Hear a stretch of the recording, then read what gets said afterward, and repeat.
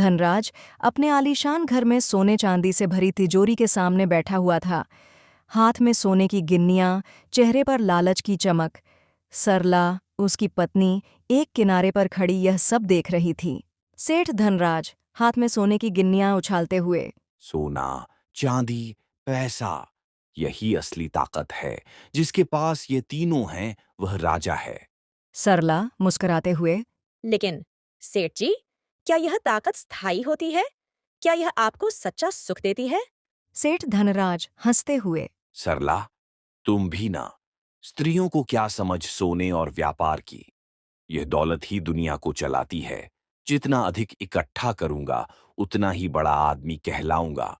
पर धन सिर्फ इकट्ठा करने से नहीं बढ़ता, उसे समझदारी से संभालना भी पड़ता है। कभी-कभी अधिक लालच नुकसान का कारण बनता है।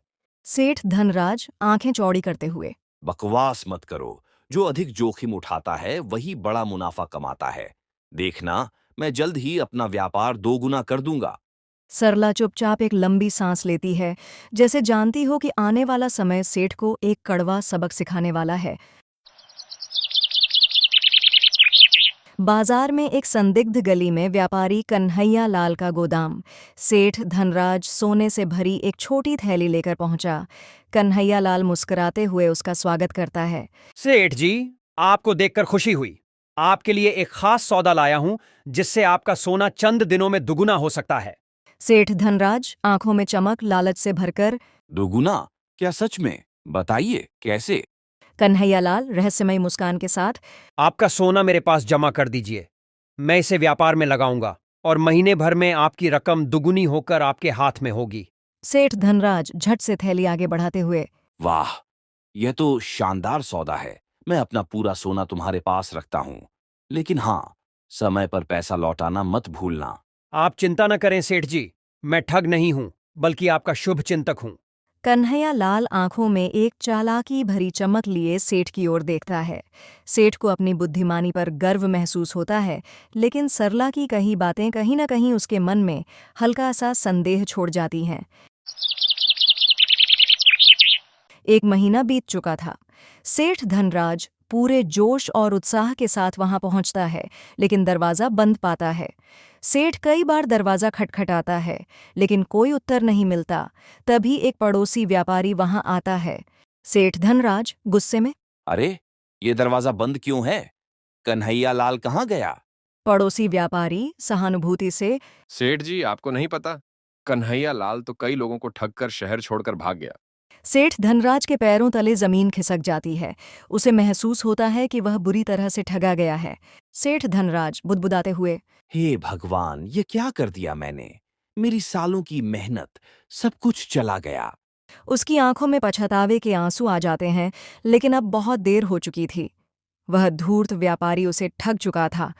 रात के समय सेठ घर लौटा और घर में सेठ सिर पकड़े बैठ गया। सरला उसके पास आई और बोली, सेठ जी, क्या हुआ आपको? आप इतने उदास क्यों हो और अपना सर पकड़ के क्यों बैठे हो?